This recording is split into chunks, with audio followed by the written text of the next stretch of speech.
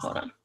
Okay, so today me, Eric, and Brittany are going to be talking about our act of kindness and what we did. So here's a little visual of what we did. So we chose to do compliments throughout the day and log what people's reactions were. And our whole thing is going to be about how our receivers felt and how we felt. So,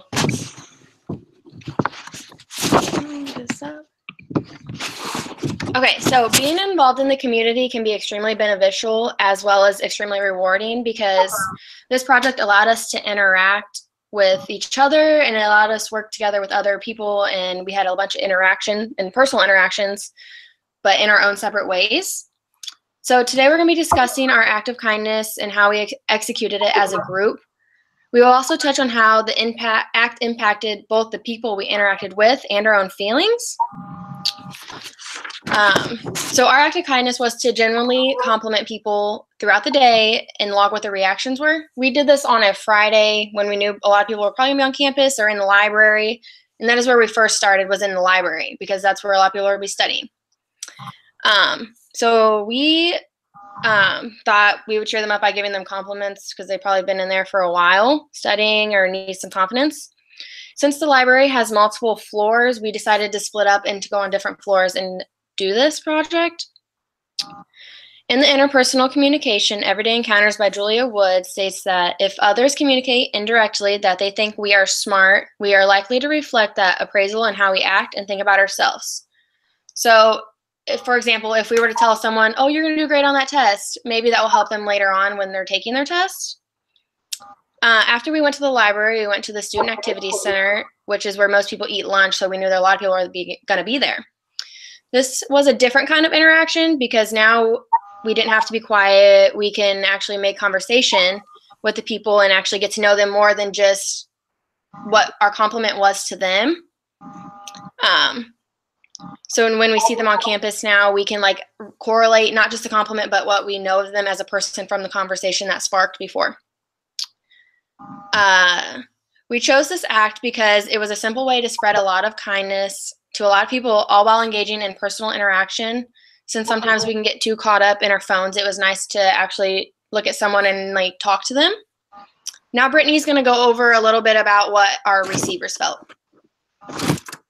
Okay, so when we were talking with these people, a lot of them were on their phones or their laptops, and they were kind of distracted from the people around them. So when we were giving them compliments, we were kind of forcing them to make eye contact with us and have even just a small talk type of conversation. And according to Julia Woods, people need to get back to talking face to face, looking at each other and getting energy from each other. And this means that speaking to each other face to face instead of through our devices and social media and stuff will help us become better people. And this is exactly what we did through our compliments and seeing their reactions. Now, some of the receivers felt really happy. You could see it on their face when we gave them compliments, even just small ones like we like their watch or their necklace. However, we feel that due to feeling rules, which are social expectations on how we should feel, they often felt the need to be happy and return a compliment. And giving people compliments could put them in a tough situation because some of them don't know how to act or they don't know how to respond. And personally, I know when people come up to me in public and they compliment me or they try to start a conversation, I try to end it as quickly as possible because it gives me a lot of anxiety. And when discussing this as a group, we decided we would rather not get a compliment back if it meant it wasn't genuine, because we didn't want to seem like we were fishing for compliments. Just because we were giving them a compliment, it didn't mean we needed to get one in return. Some of the receivers' expressions were kind of surprised, like we might not have been talking to them. And as a group, these were our favorites because that means they might not get a lot of interaction with other people. So it was nice to make them feel confident and happy, even if it was just for something as small as saying we liked their shirt. Another thing that they did when we complimented them was they would smile and their face would light up.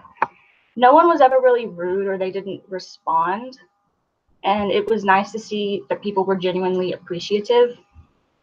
As humans, we love to get complimented and feel recognized. And according to the textbook, feeling like we belong and interacting with other people is actually like one of our hierarchy of needs, like belonging. So even just a small compliment to someone may not seem like a huge deal at the time, but it could actually go a long way. So now Eric is going to talk to you guys about how the compliments that we gave people impacted us as a group.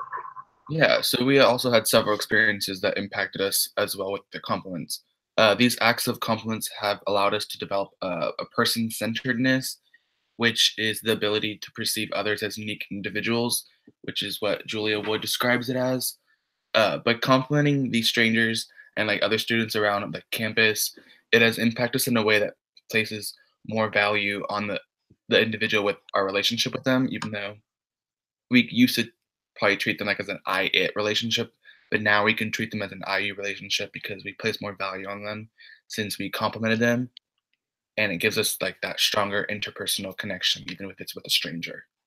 Also, during these acts of kindness, it would sometimes be a little awkward, which is why we learned that it was important to have like good nonverbal communication. Wood explains that including like smiling and making eye contact and head nodding allows for good responsiveness and liking under the nonverbal communication dimensions. Whenever we use these dimensions, it can reduce the awkwardness and create better interpersonal connections with like even with anybody, even if it's like with strangers or other students on campus. Whenever we use these specific language and compliment an individual, we are at risk of using monitor labels. Once we label like the girl in the library with like pretty hair or something, then we only view her as what we labeled her. Wood defines monitor labels as once we label our perceptions, we may respond to them as our own labels, then seeing them like the complexity of like what the individual is, and we just view them as like whatever we labeled them as.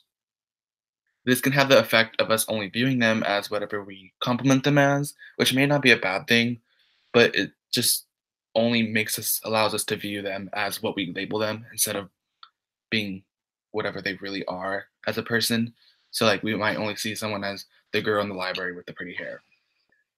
In closing today, we reviewed the acts of kindness and our giving our compliments and how it affected the receivers and ourselves. We found that the acts of kindness can be quite rewarding, and it felt good to go out of our way and hopefully make their day a little better at least. Perhaps it might be refreshing and insightful to do a few random acts of yourself and see what the impact you can leave on others and the experiences you can gain. Thank you.